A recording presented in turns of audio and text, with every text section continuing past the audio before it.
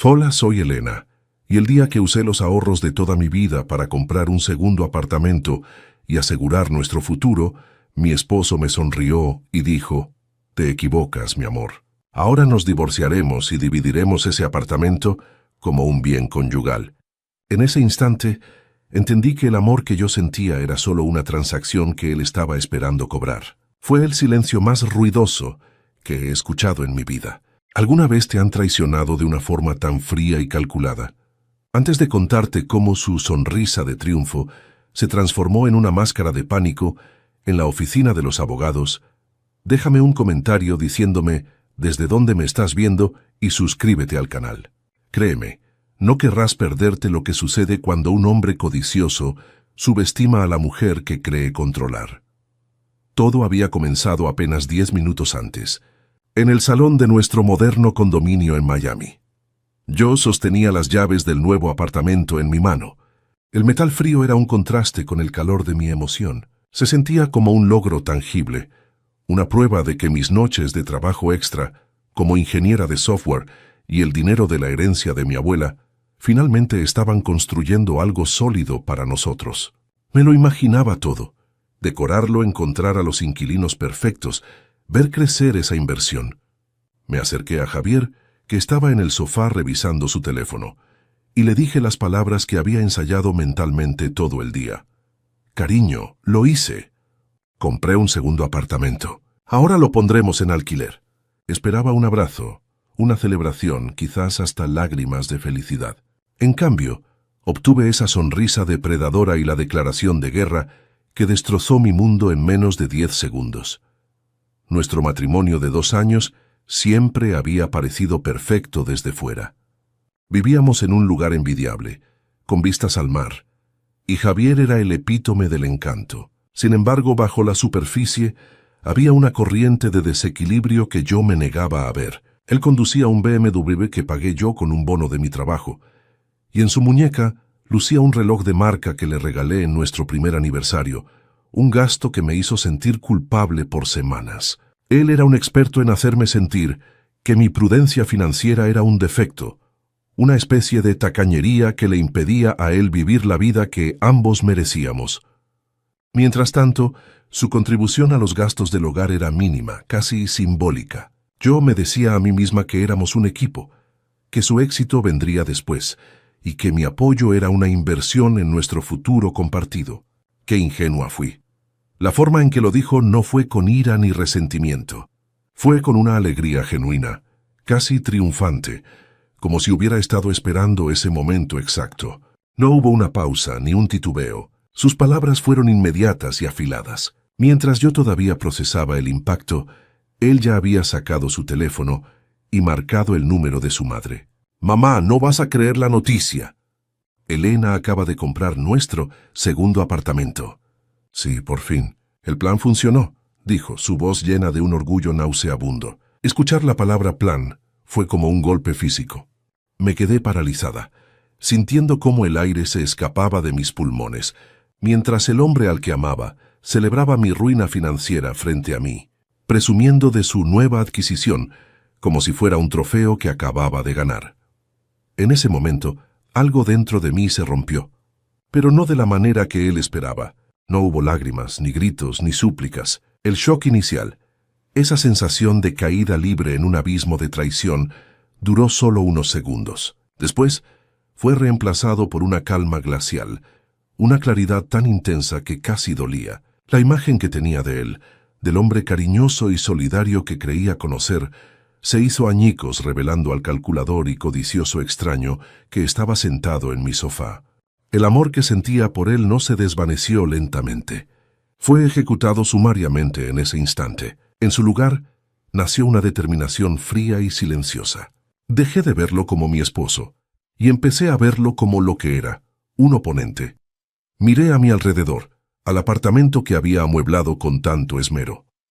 Las paredes blancas, los muebles de diseño, la vista panorámica de la ciudad, todo se sentía falso, como el decorado de una obra de teatro en la que yo había sido la única actriz que no se sabía el guión. Cada objeto de lujo que él había insistido en comprar ahora me parecía una evidencia de su parasitismo. su colección de zapatos caros en el closet, las botellas de vino añejo que él nunca pagaba, y sobre todo, ese maldito reloj en su muñeca, un símbolo constante de mi sacrificio y su egoísmo. La vida que yo creía estar construyendo no era un hogar, era una trampa que yo misma había financiado, y las llaves en mi mano ya no representaban un futuro juntos, sino mi única posible vía de escape. Empecé a recordar, con una claridad dolorosa, todas las señales que había ignorado, las innumerables veces que me había manipulado para que me sintiera culpable. No seas tan tacaña, Elena, el dinero está para disfrutarlo, decía cuando yo sugería ahorrar en lugar de salir a cenar a un restaurante caro por tercera vez en la semana. Recordé las conversaciones con mi padre, un hombre de pocas palabras pero de gran sabiduría, quien sutilmente me había advertido sobre las ambiciones de Javier. Asegúrate de que te quiera a ti, no a lo que puedes darle, me dijo una vez. En su momento, descarté sus palabras como la preocupación típica de un padre sobreprotector. Ahora su voz resonaba en mi cabeza como una profecía que se había cumplido de la manera más cruel posible. Él terminó la llamada con su madre y me miró, su sonrisa aún intacta, esperando mi reacción. Esperaba un colapso, una escena dramática que reafirmara su control sobre mí, pero no le di esa satisfacción. En lugar de eso, lo miré fijamente a los ojos, dejando que mi silencio hablara por mí. En esa mirada tomé una decisión. No iba a discutir, no iba a rogar, iba a dejar que siguiera adelante con su plan, que se deleitara en su supuesta victoria. Dejaría que su arrogancia lo cegara, porque en medio de mi dolor, recordé una conversación crucial que tuve con mi padre la semana anterior, justo antes de firmar los papeles del apartamento. Una pequeña cláusula, un detalle legal que Javier, en su codicia, nunca podría haber anticipado. Se levantó del sofá y caminó hacia la barra para servirse una copa, como si estuviera celebrando un negocio exitoso. Deberías estar feliz, mi amor. Pronto seremos ricos por separado, dijo con una ligereza que me revolvió el estómago. Yo no respondí, simplemente me di la vuelta, tomé mi bolso y caminé hacia el balcón. Las llaves del nuevo apartamento se sentían pesadas en mi bolsillo, ya no como un sueño, sino como un arma. Me apoyé en la barandilla, sintiendo la brisa cálida de la noche de Miami en mi rostro. Las luces de la ciudad parpadeaban abajo, indiferentes a mi drama personal. Ya no veía un paisaje romántico, veía un campo de batalla, y por primera vez en mucho tiempo me sentía lista para la guerra. La brisa nocturna no logró enfriar la rabia que ardía dentro de mí. Javier se acercó por detrás, deslizando sus brazos alrededor de mi cintura en un gesto que, hasta hace unos minutos, me habría parecido reconfortante. Ahora su contacto me erizaba la piel, se sentía como el abrazo de una serpiente. Ya verás, mi amor, con el dinero del alquiler de este nuevo lugar y luego la venta, podremos hacer ese viaje por Europa del que siempre hablamos. Un mes entero solo tú y yo. Bueno, ya sabes a qué me refiero, dijo. Su voz era un susurro cómplice en mi oído. La facilidad con la que planeaba gastar mi dinero, el dinero de mi futuro, en un viaje de celebración de su traición, era tan descarada que me dejó sin aliento. Me quedé rígida, sin mover un músculo. Mi silencio era una pared que él en su euforia no pudo percibir. Para él mi quietud era sumisión.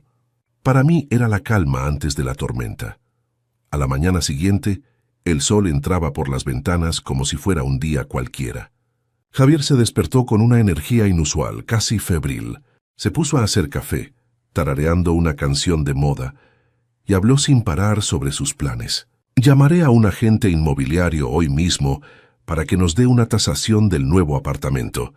Es importante saber exactamente cuánto vale nuestro activo, dijo, enfatizando la palabra nuestro con una sonrisa satisfecha mientras me pasaba una taza. Yo la acepté, mis dedos apenas rozando los suyos, y asentí en silencio. Observé cómo se movía por la cocina que yo había pagado, usando los electrodomésticos que yo había elegido, actuando como el rey de un castillo que no había construido. Su alegría era un veneno que se extendía por el aire, y yo lo respiraba, dejando que alimentara la fría llama que había comenzado a arder en mi pecho. Mientras se preparaba para salir, se detuvo frente al espejo del vestidor. Lo vi tomar el reloj de lujo que le había regalado en nuestro primer aniversario, aquel por el que había trabajado horas extra durante 2 meses. Lo pulió con un paño suave, admirando cómo brillaba en su muñeca. Tengo que verme bien para nuestro futuro abogado. Hay que dar una buena impresión, ¿no crees?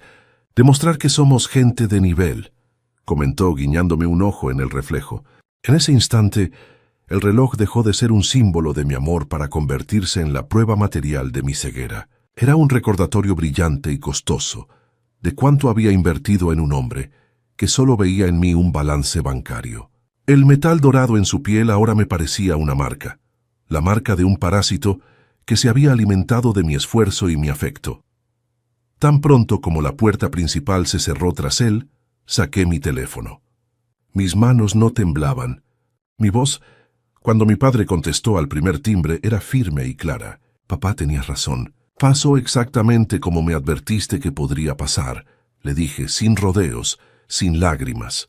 No, necesitaba su consuelo. Necesitaba su confirmación. ¿Está todo en orden? ¿El documento que firmamos? Su voz al otro lado de la línea era la de un ancla en medio de mi océano turbulento. Todo está perfectamente sellado, Elena. La donación fue registrada con una cláusula específica, tal como te expliqué. Según la ley de Florida, ese dinero y lo que se compró con él es patrimonio tuyo, personal e intocable. Que él intente lo que quiera. Estás protegida. Colgué el teléfono sintiendo cómo una armadura invisible se formaba a mi alrededor. La batalla legal no me asustaba. Ahora la veía como el escenario donde se haría justicia. Esa misma tarde, fui por primera vez sola al nuevo apartamento. Abrí la puerta y me recibió el olor a pintura fresca y la luz del sol que inundaba el espacio vacío. Las paredes blancas y los pisos de madera clara esperaban ser llenados de vida. En lugar de la tristeza que podría haber sentido al ver un sueño compartido ahora roto, sentí una abrumadora sensación de paz. Este lugar no era el símbolo de un fracaso, sino de mi independencia. Caminé por las habitaciones vacías, imaginando no a una pareja de inquilinos, sino a mí misma. Mis muebles, mis libros, mi vida. Este ya no era un proyecto de inversión para nosotros. Era mi refugio, mi fortaleza, el lugar donde comenzaría de nuevo, libre de su peso y de sus mentiras. Por primera vez en días sonreí, una sonrisa genuina que nació desde lo más profundo de mi ser. La ofensiva de Javier no se hizo esperar. A los 2 días, empecé a recibir correos electrónicos de un bufete de abogados que no conocía. El tono era intimidante, lleno de jerga legal diseñada para asustar. Exigían una lista completa de mis activos, estados de cuenta bancarios de los últimos 5 años y, por supuesto, una copia de la escritura y el contrato de compraventa del nuevo apartamento. Javier me reenviaba cada correo con un mensaje personal. Solo coopera, Elena.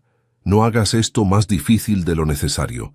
Es nuestro derecho, escribió. Su audacia era ilimitada. Estaba tratando de aplastarme bajo el peso de la burocracia, de hacerme sentir pequeña e indefensa para que cediera sin luchar.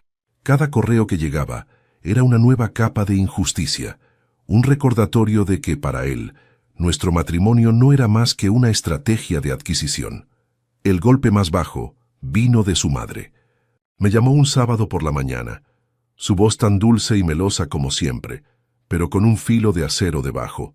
Elenita, cariño, sé que esto es difícil, pero tienes que entender a mi hijo. Él ha sacrificado mucho por estar a tu lado, apoyando tu carrera. Se merece una vida cómoda y tú, con lo bien que te va, deberías ser generosa, me dijo. Luego la puñalada final. Además, no fue justo de tu parte intentar comprar esa propiedad a sus espaldas como si quisieras esconderla. Él solo está reclamando lo que le corresponde como tu esposo. El plan del que él había hablado por teléfono con ella ahora estaba claro. No era una idea impulsiva. Era una conspiración familiar. Me habían visto como una mina de oro desde el principio, y ahora estaban todos alineados para reclamar su parte. La llamada de mi suegra, en lugar de hundirme, me enfureció. Colgué el teléfono sin decir una palabra más, y me quedé mirando el apartamento, nuestro supuesto hogar. Mi mirada se posó en las llaves del BMW que estaban sobre la mesa de la entrada. Las tomé, sintiendo el frío metal en mi palma. Durante meses Me había sentido culpable por ese gasto, un capricho que él había justificado como una necesidad para su imagen. Ahora lo veía como otra pieza más de su elaborado disfraz. Caminé hasta el garaje, me paré frente al auto brillante y sentí una oleada de poder. No haría nada impulsivo, no todavía, pero en ese momento supe que recuperaría cada centavo que él me había quitado, simbólica y literalmente. La mujer dócil y complaciente que él conocía había muerto en aquel sofá. Ahora estaba naciendo una mujer que no tenía nada que perder. La confirmación oficial de su codicia llegó en un sobre de mensajería una semana después.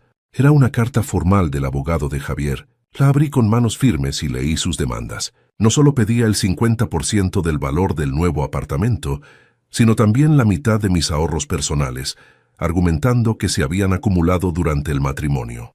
Y la joya de la corona, una pensión alimenticia. El documento alegaba que Javier había puesto en pausa su prometedora carrera como consultor de negocios para brindarme apoyo emocional y doméstico, lo que le había causado un perjuicio financiero significativo.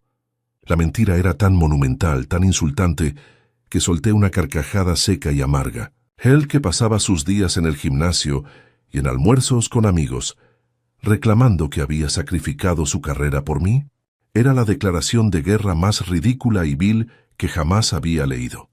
Con esa carta en la mano me reuní con mi abogada.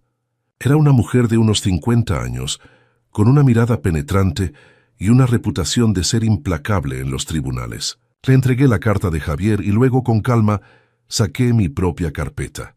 Dentro estaba la escritura de donación de mi padre, con la cláusula de patrimonio personal claramente resaltada, junto con los extractos bancarios que mostraban el rastro del dinero, desde la cuenta de mi herencia hasta la compra del apartamento. Mi abogada leyó todo en silencio, sus labios apenas curvándose en una sonrisa de satisfacción. «Señorita, esto es lo que llamamos un caso blindado», dijo, mirándome por encima de sus gafas. «Según la ley de Florida, una donación o herencia a nombre de un solo cónyuge es propiedad separada. Su esposo no tiene derecho a un solo centavo de este apartamento. Dejemos que siga con su farsa. Su arrogancia será nuestra mejor arma en la mediación». Los días previos a la reunión de mediación fueron una tortura psicológica. Javier se pavoneaba por el apartamento como un conquistador. Hablaba abiertamente de sus planes, de cómo iba a invertir su mitad del dinero, de si debería comprarse un Porsche o un Maserati para reemplazar el BMW que, según él, ya se estaba quedando viejo. Me trataba con una condescendencia insoportable, como si yo fuera una niña terca que pronto aprendería la lección. Yo jugué mi papel a la perfección. Me mostré callada, abatida, a veces al borde de las lágrimas. Dejé que su ego se inflara como un globo, que se sintiera invencible. Cada palabra de desprecio, cada mirada de suficiencia, era combustible para mi determinación. No sabía que mi silencio no era de derrota, sino de anticipación. Estaba esperando el momento exacto para tomar un alfiler y reventar su mundo de fantasía. La noche antes de la mediación, el aire en nuestro apartamento era tan denso que se podía cortar con un cuchillo. Javier pidió nuestra comida favorita de un restaurante carísimo. Abrió una botella de champán y propuso un brindis. «Por los nuevos comienzos, aunque sean por separado», dijo, levantando su copa, con esa sonrisa de depredador que ya no me engañaba. Me obligué a sonreír y chocar mi copa con la suya, el sonido cristalino resonando como una sentencia. Me senté frente a él, comiendo en silencio, observándolo disfrutar de la comida que yo estaba pagando, bebiendo el champán que celebraba mi ruina. Era la actuación final, la última cena antes de la ejecución de nuestro matrimonio. Él creía que estaba brindando por su victoria, pero yo sabía que estaba bebiendo de una copa envenenada por su propia codicia. Cada bocado que tomaba, cada sorbo, me llenaba de una fuerza gélida y paciente. A la mañana siguiente me vestí para la batalla. Elegí un traje sastre de color gris oscuro, sobrio y profesional. Me recogí el pelo en un moño apretado y me puse un maquillaje mínimo. Quería parecer serena, controlada, impenetrable. Javier, por su parte, se vistió como si fuera a una fiesta en un yate. Se puso una camisa de lino blanca, pantalones de diseñador y, por supuesto, el infame reloj de oro en su muñeca, puliéndolo hasta que brilló bajo las luces del vestidor. Hay que demostrar quién tiene el poder, ¿verdad?, se comentó mirándome a través del espejo. No le respondí. Mientras él se admiraba, yo metí en mi maletín la carpeta de cuero que contenía mi única arma, la verdad documentada. Salimos de casa en silencio, 2 ejércitos marchando hacia el mismo campo de batalla, pero solo uno de nosotros sabía cuál sería el resultado. El viaje en el BMW que yo había comprado fue el más largo de mi vida. El silencio dentro del coche era un zumbido ensordecedor, cargado de todo lo que no se decía. Javier tamborileaba con los dedos en el volante, siguiendo el ritmo de una canción que solo él podía oír en su cabeza. Intentó romper el hielo una vez. Después de esto, todo será más fácil, ya verás. Sin resentimientos, ¿ok? Asentí sin mirarlo. Mis ojos fijos en los rascacielos de Miami que pasaban a toda velocidad. Cada edificio parecía un monumento a la ambición, un recordatorio de lo que él anhelaba y de lo que yo había construido. Este auto, que una vez vi como un símbolo de nuestro éxito compartido, ahora se sentía como una celda de lujo llevándome hacia mi liberación. La ironía era tan amarga que casi me hizo sonreír. Llegamos a un imponente edificio de cristal y acero en el corazón del distrito financiero. El bufete de abogados de Javier ocupaba todo el piso 40. El vestíbulo era un despliegue de mármol frío, arte moderno, y una recepcionista que nos miró con estudiada indiferencia. Javier caminaba con el pecho inflado, saludando al personal de seguridad como si fuera el dueño del lugar. Su arrogancia era una actuación, una coraza para ocultar su mediocridad. Lo observé en silencio, memorizando cada gesto, cada sonrisa falsa. Me sentía como una antropóloga estudiando a una especie extraña en su hábitat natural. Esta era la última vez que lo vería en su elemento. El mundo de las apariencias que tanto amaba y que yo estaba a punto de demoler pieza por pieza. Mientras esperábamos en una sala de recepción con vistas panorámicas a la bahía, llegó su abogado. Era una copia de Javier, pero 10 años mayor. Traje caro, bronceado perfecto, y una sonrisa que no llegaba a los ojos. Se dieron la mano con una familiaridad que confirmaba mis sospechas. Esto no era una decisión de último momento, era un plan bien orquestado. Pero justo en ese momento ocurrió algo que rompió el guión. El teléfono de Javier vibró en su bolsillo.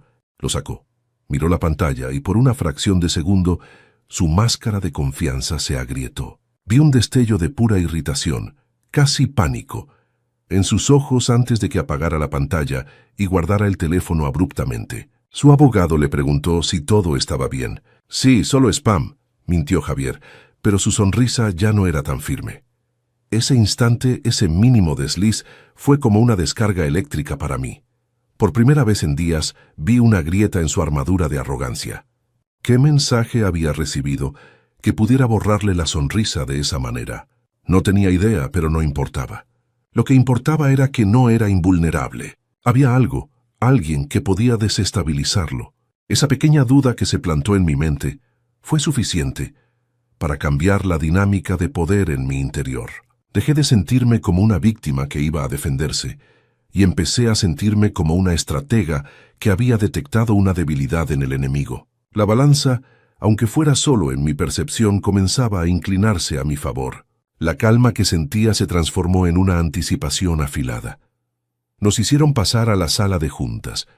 Era un espacio intimidante, dominado por una larga mesa de caoba pulida y sillas de cuero negro. En un extremo, grandes ventanales ofrecían una vista impresionante de la ciudad, un telón de fondo dramático para la escena que estaba a punto de desarrollarse. Mi abogada, la señora Morales, ya estaba allí, sentada tranquilamente, revisando unos papeles. Su presencia era un ancla de serenidad en medio de la tensión.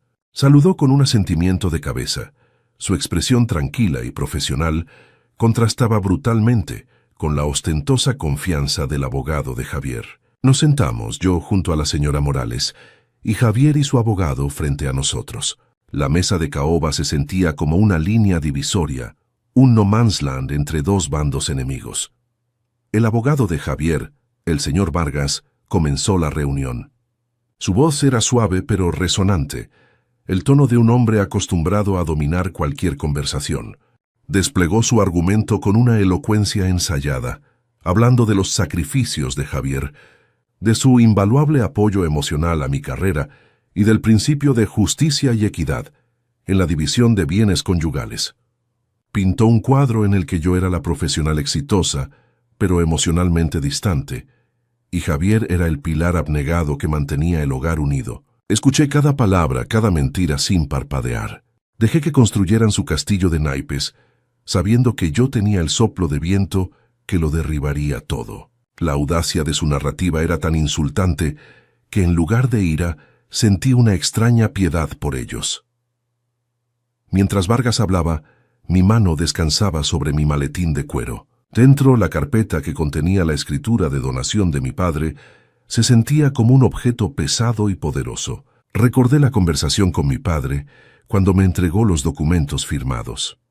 La ley protege a los prudentes, Elena, y la arrogancia siempre deja un punto ciego, me había dicho. En ese momento, sus palabras resonaban con una claridad profética. El punto ciego de Javier era su incapacidad para verme como algo más que una fuente de ingresos. Nunca se le ocurrió pensar que yo, la mujer tacaña y predecible, podría haber previsto su traición y haberme preparado para ella. El recuerdo del pánico fugaz en su rostro al ver el mensaje en su teléfono me dio una última oleada de confianza. No solo tenía la ley de mi lado, tenía la ventaja de la sorpresa. Finalmente, el señor Vargas terminó su discurso con una floritura, presentando una propuesta formal para la división del apartamento al 50%, además de la pensión alimenticia. Se reclinó en su silla con aire de triunfo, como si acabara de dar el jaque mate. Javier me miró, una sonrisa condescendiente jugando en sus labios, esperando que me derrumbara, que suplicara. El silencio se apoderó de la sala por un momento. Entonces, la señora Morales carraspeó suavemente y me miró. Me dio un casi imperceptible asentimiento, una señal silenciosa. Era el momento. Tomé una respiración profunda, abrí mi maletín y saqué la carpeta. La coloqué sobre la mesa de caoba, con un sonido suave pero definitivo. «Señor Vargas», comencé, mi voz sorprendentemente firme y clara, «creo que hay un documento que no han tenido en cuenta». Los ojos del señor Vargas se entrecerraron. Su sonrisa profesional vaciló por una fracción de segundo. Javier, a su lado, soltó una risa corta y arrogante, un sonido que no encajaba en la solemnidad de la sala. «¿Qué es eso, Elena?» «La factura de la cena de anoche. No sabía que íbamos a presentar nuestros gastos personales», bromeó, tratando de recuperar el control de la situación, de minimizar mi acción y volver a ponerme en mi lugar. Pero su abogado no se reía. Vargas me miró fijamente, luego a mi abogada y supo que aquello no era una broma. El aire en la sala cambió. La confianza de Javier comenzó a desinflarse lentamente, como un globo con un pinchazo invisible. Vio la seriedad en el rostro de su propio abogado, y su sonrisa burlona se desvaneció, reemplazada por una mueca de incertidumbre. Mi abogada, la señora Morales, no me miró. Su atención estaba fija en el abogado contrario. Con un gesto elegante y deliberado, empujó la carpeta de cuero por la superficie pulida de la mesa hasta que se detuvo justo frente al señor Vargas. «Le sugiero que revise este documento antes de continuar con su propuesta, señor Vargas. Se trata de la escritura de donación que financió la compra del inmueble en disputa», dijo con una voz tan tranquila que resultaba aún más impactante. Javier se inclinó hacia adelante, intentando leer los papeles al revés. «¿Donación? ¿De qué está hablando?» «Compramos ese apartamento con nuestros ahorros», espetó mirándome con una mezcla de confusión y acusación. La palabra «nuestros» salió de su boca por pura costumbre, pero ahora sonaba hueca, desesperada. El señor Vargas abrió la carpeta. Sus ojos, entrenados para devorar cientos de páginas de jerga legal al día, se movieron rápidamente sobre el primer párrafo. Vi cómo su ceño se fruncía levemente. Luego sus ojos se detuvieron. Volvió a leer la misma sección, esta vez más despacio, sus labios moviéndose sin emitir sonido. El color pareció drenarse de su rostro bronceado. Levantó la vista del papel y me miró, no con la condescendencia de antes, sino con una nueva y alarmante clase de respeto. Era la mirada de un jugador de póker que acababa de ver la mano imbatible de su oponente. Se aclaró la garganta, pero no dijo nada. El silencio se estiró, volviéndose cada vez más pesado. Javier miraba a su abogado, su impaciencia convirtiéndose en pánico visible. ¿Y bien? ¿Qué demonios es eso?, exigió Javier, su voz subiendo de tono. Extendió la mano para tomar el documento, pero Vargas lo apartó con un movimiento brusco, casi protector. «Un momento, Javier», le dijo en voz baja, pero con una firmeza que lo detuvo en seco. Vargas se ajustó las gafas, releyendo la cláusula clave una tercera vez, como si esperara que las palabras cambiaran. Yo permanecí inmóvil observando la escena. Mi corazón latía con fuerza, pero mis manos estaban firmes sobre mi regazo. Me concentré en Javier, en su rostro que pasaba de la arrogancia a la confusión y ahora al miedo. Estaba presenciando el colapso de su mundo en tiempo real, y el sentimiento no era de venganza, sino de una extraña y desoladora justicia. Él había construido su castillo sobre mis cimientos, y ahora yo simplemente estaba retirando la primera piedra. Finalmente, Vargas levantó la vista y se dirigió directamente a la señora Morales, ignorando por completo a su propio cliente. El cambio en la dinámica fue sísmico. «Señora Morales», comenzó, su voz ahora despojada de toda su anterior fanfarronería, «este documento parece ser una escritura de donación del padre de la señora Elena a su nombre, por el monto exacto del precio de compra del apartamento, fechada un día antes de la transacción». Hizo una pausa, eligiendo sus siguientes palabras con sumo cuidado, y especifica claramente que es un regalo para su patrimonio personal, excluido de cualquier bien conyugal. ¿Tienen el registro oficial de esta donación? Era una pregunta formal, pero ambos sabíamos que era el principio de su rendición. Javier lo miraba boquiabierto, como si su abogado acabara de empezar a hablar en otro idioma. La señora Morales sonrió por primera vez desde que entramos en la sala. Fue una sonrisa pequeña, afilada, la de un depredador que sabe que la caza ha terminado. Abrió su propio maletín y sacó otro documento, deslizándolo sobre la mesa junto al primero. «Aquí tiene la copia certificada del registro del condado, señor Vargas». Todo se hizo siguiendo estrictamente la ley. El dinero nunca formó parte de los activos conyugales. Fue una transferencia directa, de una cuenta de donación a la cuenta de depósito, en garantía para la compra, explicó con una claridad devastadora. «Como usted sabe, la ley de Florida es inequívoca en este aspecto. El apartamento es, y siempre ha sido, propiedad exclusiva de mi clienta».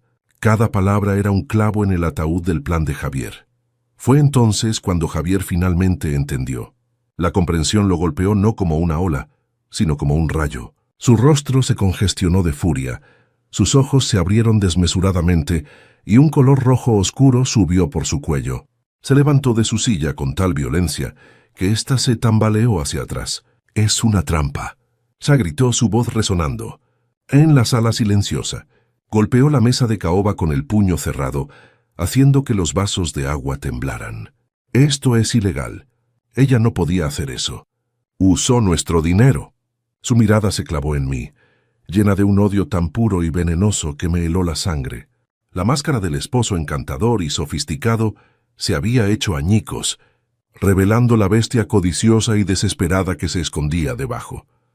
En ese instante, mientras lo veía perder el control, mi mirada se desvió hacia su muñeca. Allí estaba el reloj de oro, brillando bajo las luces de la sala de juntas, un contraste grotesco con su rostro desencajado por la rabia. Ese objeto, por el que había trabajado tantas horas extra, que le había regalado con tanto amor, ahora me parecía ridículo. Era el símbolo perfecto de su parasitismo, una baratija brillante en la muñeca de un hombre cuyo único talento era tomar lo que no era suyo. Cualquier resto de afecto, cualquier nostalgia por el hombre que creí amar, se desvaneció en ese momento. Lo que sentí no fue tristeza ni ira, sino una profunda y liberadora lástima. Estaba mirando a un extraño, a un hombre hueco definido únicamente por su avaricia. El señor Vargas se levantó rápidamente, poniendo una mano en el hombro de Javier. «Javier, cálmate, siéntate. Gritar no nos ayudará en nada», le dijo en un susurro urgente, visiblemente avergonzado por el arrebato de su cliente. Pero Javier se zafó de su agarre, sin apartar los ojos de mí.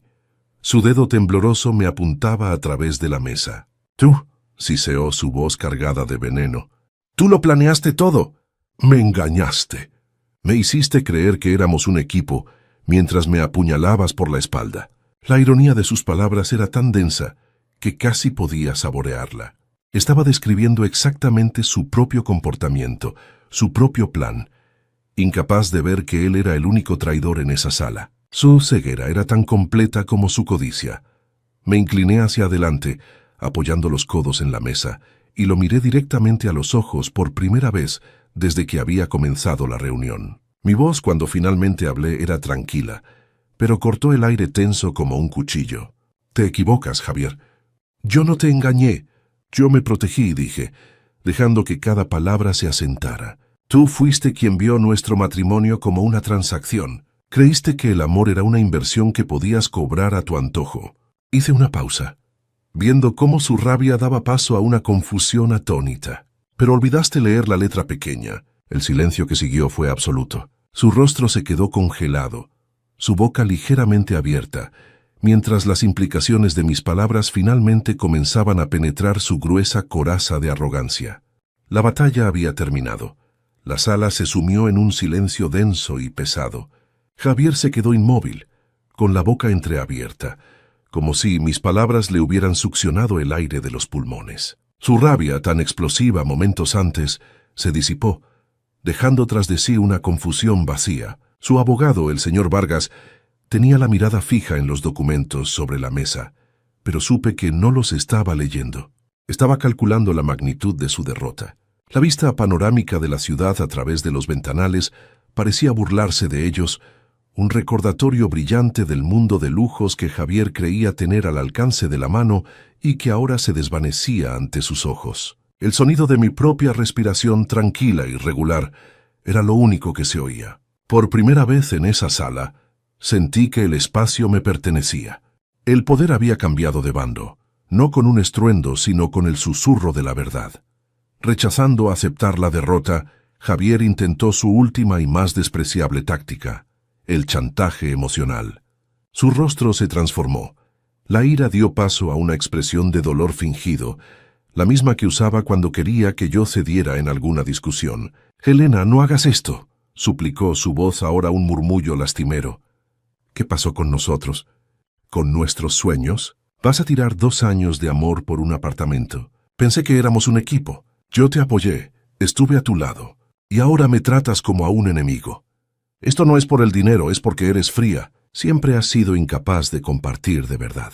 Intentó acercarse, extender una mano sobre la mesa, pero la distancia era demasiado grande. Estaba jugando su última carta, la del hombre herido, la víctima de mi supuesta crueldad, esperando que la culpa me hiciera flaquear. Pero la mujer que se sentía culpable ya no existía. Lo miré con una calma que lo desarmó por completo. Mi mirada se desvió hacia su muñeca, donde el reloj de oro brillaba como un faro de su hipocresía. «¿Nuestros sueños, Javier? ¿O tus sueños?», respondí, mi voz sin un ápice de emoción. «El sueño de conducir un BMW que pagué con mi bono de fin de año mientras tú buscabas tu vocación.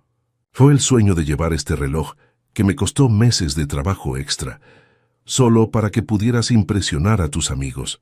Dejé que las palabras flotaran en el aire. Cada cena cara, cada viaje de fin de semana, cada capricho, todo fue financiado por mí, mientras tú me llamabas tacaña por querer ahorrar para un futuro. El único equipo que vi eras tú y tu ambición, jugando con mi dinero y mi afecto. Así que no te atrevas a hablarme de amor. El señor Vargas, viendo que su cliente estaba destruyendo cualquier posibilidad de negociación, intervino con la brusquedad de un cirujano, amputando un miembro gangrenado. «Javier, es suficiente». «Cállate», ordenó en voz baja pero con una autoridad ineludible. Luego se dirigió a mi abogada, la señora Morales, con un tono completamente diferente, el de un profesional que admite una derrota total. «Señora Morales, mi cliente está afectado emocionalmente. Sin embargo, en lo que respecta a la propiedad en la calle Brickell, su documentación es irrefutable. La ley es clara. Retiramos formalmente cualquier reclamación sobre ese activo. No es un bien conyugal. Fue una rendición en toda regla. Una bandera blanca ondeando sobre las ruinas de su caso». El sonido de esas palabras fue la música más dulce que había escuchado en mucho tiempo. Javier se giró hacia su abogado, con los ojos desorbitados por la incredulidad. ¿Qué? ¡No! No puedes hacer eso. Lucha. Le espetó, su voz un siseo desesperado. Tú trabajas para mí. Vargas ni siquiera lo miró. Su atención estaba fija en la señora Morales. Su rostro una máscara de profesionalismo avergonzado. Señor, mi trabajo es asesorarle legalmente, no defender lo indefendible. Continuar por esta vía solo generaría más costas legales para usted, sin ninguna posibilidad de éxito. La humillación de Javier fue total. No solo había sido derrotado por mí, sino que ahora era públicamente reprendido y abandonado por su propio abogado en medio del campo de batalla. Se desplomó en su silla, su cuerpo perdiendo toda la tensión de la arrogancia, como un muñeco al que le hubieran cortado los hilos. La señora Morales, percibiendo la sangre en el agua, no le dio respiro. Su voz era cortés pero implacable. Me complace que hayamos llegado a un entendimiento sobre el apartamento, señor Vargas. Ahora podemos proceder a discutir los demás puntos. Por ejemplo, la devolución del BMW Serie 5, adquirido en su totalidad con fondos demostrables de un bono laboral de mi clienta. Hizo una pausa, mirando una nota en su blog. Y, por supuesto, la solicitud de pensión alimenticia. Dado que su cliente no puede presentar pruebas de un sacrificio profesional y, de hecho, ha vivido de los ingresos de la señora Elena durante todo el matrimonio, no solo retiraremos esa ridícula petición, sino que consideraremos solicitar una compensación por el desequilibrio financiero que ha causado. Cada frase era un nuevo golpe, desmantelando sistemáticamente lo que quedaba del castillo de naipes de Javier. Fue entonces cuando decidí que era mi turno de asestar el golpe de gracia, el que no era legal sino personal. Recordé el destello de pánico en su rostro cuando recibió aquel mensaje en la sala de espera. Mi instinto me había dicho que era importante. Hablando de tus finanzas, Javier, dije, captando su atención de inmediato.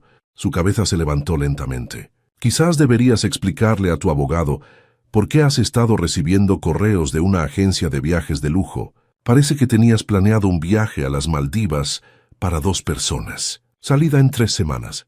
Lo curioso es que el segundo boleto no está a mi nombre, sino a nombre de una tal Verónica. Saqué mi teléfono, donde tenía una captura de pantalla que una amiga en común con la conciencia culpable me había reenviado esa misma mañana. Era la pieza que faltaba, la prueba definitiva de que su traición iba mucho más allá del dinero. El efecto de mis palabras fue devastador. Javier se quedó absolutamente paralizado, su rostro adquiriendo una palidez cerosa.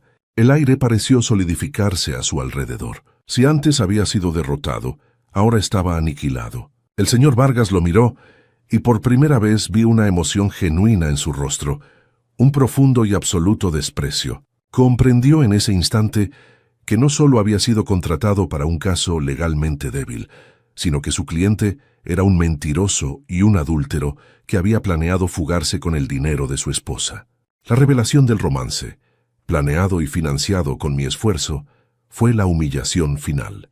Era la prueba irrefutable de que su plan no era un arrebato de codicia, sino una conspiración fría y calculada desde hacía mucho tiempo.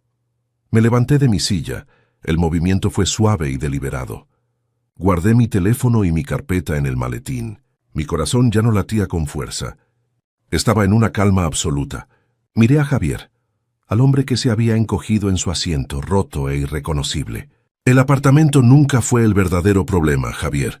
El problema fue que en 2 años de matrimonio nunca me viste a mí. Solo viste una chequera, una tarjeta de crédito, una oportunidad.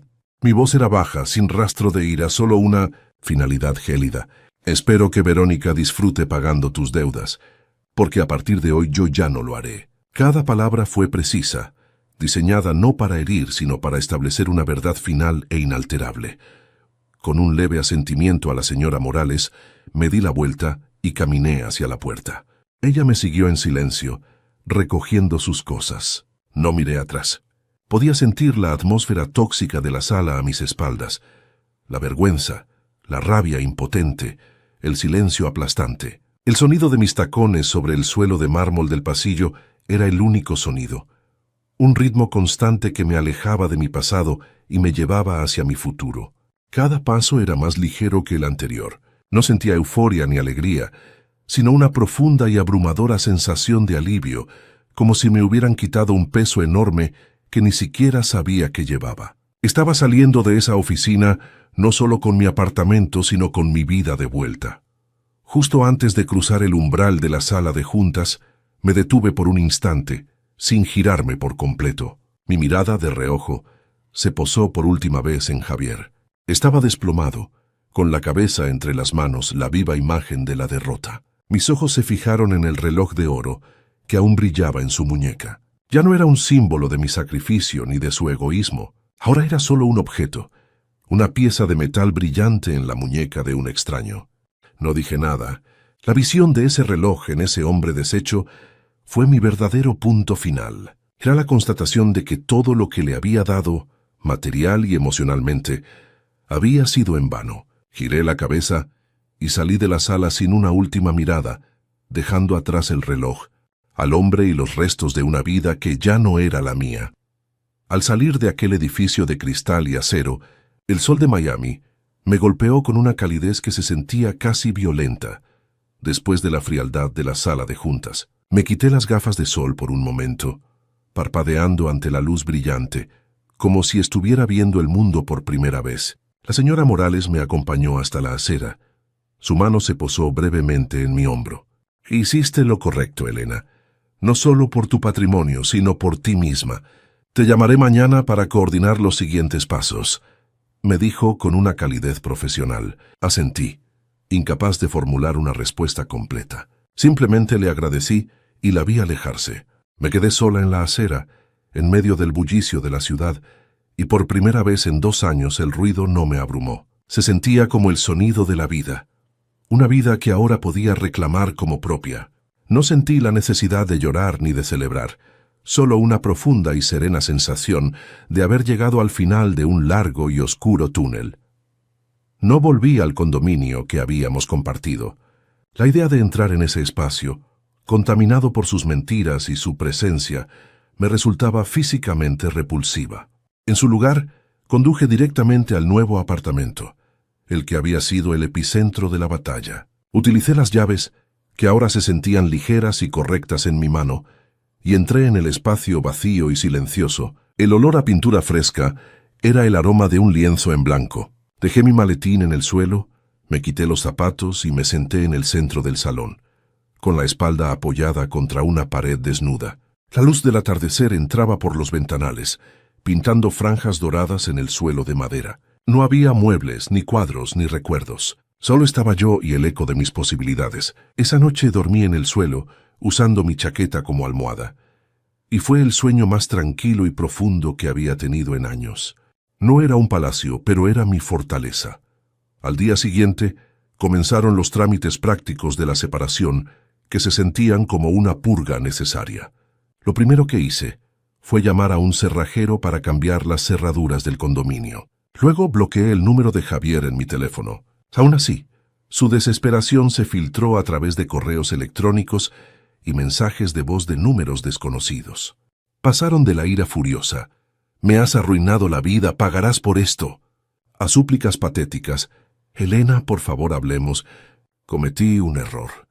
Te amo». No respondía ninguno. La llamada más difícil fue la de su madre. Su voz antes melosa ahora goteaba veneno. Me acusó de ser una mujer fría, calculadora y sin corazón, que había seducido a su pobre hijo solo para humillarlo. Escuché en silencio hasta que terminó su monólogo y luego dije con una calma que la sorprendió: «Señora, le deseo lo mejor. No tenemos nada más de qué hablar». Y colgué cortando el último lazo tóxico que me unía a esa familia. El proceso de divorcio fue sorprendentemente rápido. La señora Morales fue una estratega brillante. Presentó una moción que no solo reafirmaba mi propiedad exclusiva del nuevo apartamento, sino que también exigía la devolución inmediata del BMW y presentaba pruebas detalladas de mi contribución financiera abrumadoramente mayor a nuestro patrimonio conyugal. Frente a la evidencia irrefutable de su infidelidad y su falta de contribución económica, y con la amenaza de una contrademanda por fraude, El señor Vargas aconsejó a Javier que aceptara cualquier acuerdo que le ofreciéramos. No pedí nada que no fuera mío. Él tuvo que entregar las llaves del coche en menos de una semana. Acordamos vender el condominio y dividir las ganancias, según una fórmula que reflejaba nuestras contribuciones iniciales. No luché por cada centavo que él había malgastado. Consideré ese dinero como el costo de una lección muy cara, y mi libertad valía mucho más que eso. La venta del condominio se cerró 2 meses después. Ver cómo los nuevos propietarios entraban en lo que una vez fue mi hogar no me produjo ninguna tristeza, solo un inmenso alivio. Con mi parte de las ganancias, pagué por completo la hipoteca del nuevo apartamento, dejando un remanente considerable en mi cuenta de ahorros. Por primera vez en mi vida adulta, estaba completamente libre de deudas, con un patrimonio que era solo mío, construido con mi trabajo y protegido por la sabiduría de mi padre. El ciclo de explotación financiera había terminado. Ya no tenía que justificar cada gasto ni sentirme culpable por ahorrar. Podía respirar. El dinero dejó de ser una fuente de conflicto y se convirtió en lo que siempre debió ser, una herramienta para construir una vida segura y tranquila. La pesada carga de mantener su estilo de vida se había desvanecido, y me sentí financieramente más ligera y poderosa que nunca. Meses después, supe de Javier a través de una amiga en común que se disculpó profusamente por no haberme advertido antes sobre Verónica. Su vida, tal como yo había predicho, se había desmoronado. Verónica, al parecer, no estaba interesada en un hombre sin acceso a una cuenta bancaria ilimitada. Lo dejó poco después de que nuestro divorcio se hiciera final. Javier tuvo que mudarse a un pequeño apartamento de alquiler en las afueras de la ciudad, lejos del brillo y el glamour que tanto anhelaba. La última vez que alguien lo vio, trabajaba en una tienda de electrónica, vendiendo televisores. El BMW había sido reemplazado por un coche usado y modesto. Nunca pregunté por el reloj de oro. No necesitaba saberlo. Su destino no me producía satisfacción ni alegría vengativa, solo una distante indiferencia. Era simplemente la consecuencia lógica de sus propias decisiones, el resultado final de una vida construida sobre cimientos de arena. Mi relación con mi padre, que siempre había sido sólida, se profundizó aún más. Pasó un fin de semana ayudándome a pintar las paredes de mi nuevo apartamento de un color blanco cálido y luminoso. Trabajamos en un silencio cómodo, interrumpido solo por conversaciones sobre mi trabajo, sus planes de jubilación y las pequeñas cosas de la vida. Mientras me pasaba un rodillo de pintura, me miró y dijo: «Estoy orgulloso de ti, Elena, no por cómo ganaste, sino por cómo te defendiste. Nunca dejaste que te convirtieran en una víctima». Sus palabras significaron más para mí que cualquier victoria legal. En ese momento, entendí que la verdadera fortaleza no era la ausencia de dolor, sino la capacidad de atravesarlo y salir del otro lado con la dignidad intacta. Él no me había salvado. Me había dado las herramientas para salvarme a mí misma, y ese era el mayor regalo que un padre podía dar. Hoy, un año después de aquella reunión en el bufete, mi apartamento ya no está vacío. Está lleno de muebles que elegí, de libros que amo, de plantas que crecen bajo el sol de la mañana. Cada objeto cuenta una historia, mi historia. En la pared del salón, en lugar de las fotos de una boda falsa, cuelga una gran pintura abstracta con colores vibrantes que compré en una galería local. Las llaves del apartamento ya no están en mi bolso como un arma secreta. Cuelgan de un gancho junto a la puerta, simples llaves de mi hogar. A veces, por la mañana, me siento en el balcón con una taza de café mirando la ciudad despertar. Ya no veo un campo de batalla. Veo un mundo lleno de posibilidades. Un futuro que es enteramente mío para escribir. La paz que siento en estos momentos es la verdadera riqueza, el verdadero lujo que tanto busqué. No he vuelto a ver a Javier y no tengo ningún deseo de hacerlo. La herida que me dejó ya no duele. Es una cicatriz, un recordatorio de mi propia resiliencia. No salí de esa experiencia odiando el amor, sino entendiendo mejor mi propio valor. Aprendí que un hogar no se construye con paredes de diseño ni con vistas panorámicas, sino con respeto, confianza y honestidad. La traición que sufrí fue un fuego que quemó mi antigua vida hasta los cimientos, pero de esas cenizas construí algo mucho más fuerte, algo real, algo que nadie podría quitarme nunca. No soy una mujer que fue abandonada. Soy una mujer que eligió liberarse. Y esa, al final, es la única historia que importa. Al mirar hacia atrás me doy cuenta de que la lección más importante que aprendí no fue sobre leyes o finanzas. Fue sobre el valor. No el valor de un apartamento o de un coche de lujo, sino mi propio valor.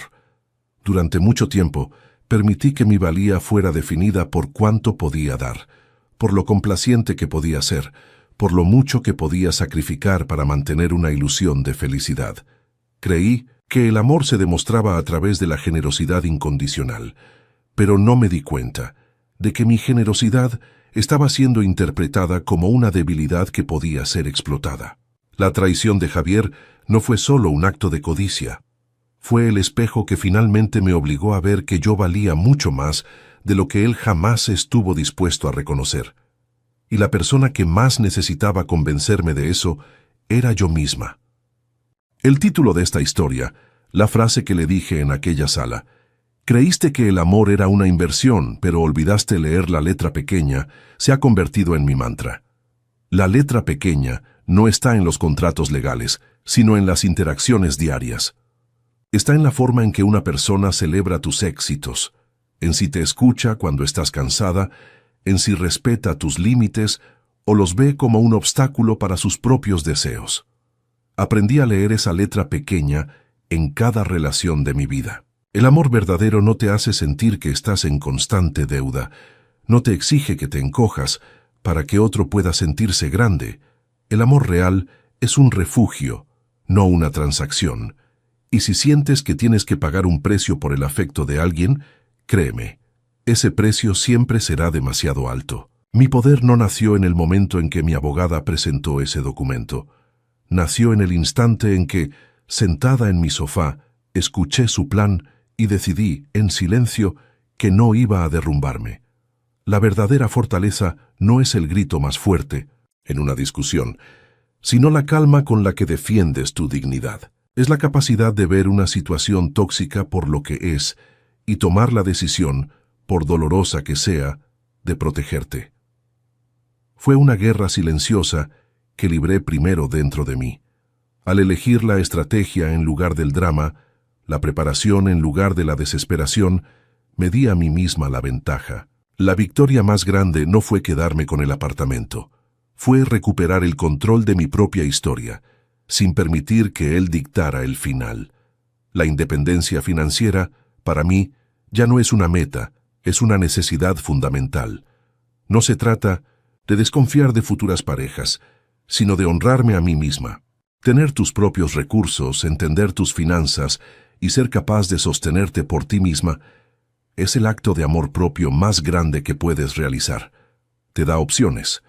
Te da la libertad de irte de lugares donde no te valoran. El consejo de mi padre fue una red de seguridad legal, pero la lección más profunda fue que yo debía ser la principal guardiana de mi bienestar. No esperes a que alguien más te rescate. Edúcate, prepárate y construye tu propia fortaleza, porque cuando eres la arquitecta de tu propia vida, nadie puede derrumbar tus cimientos.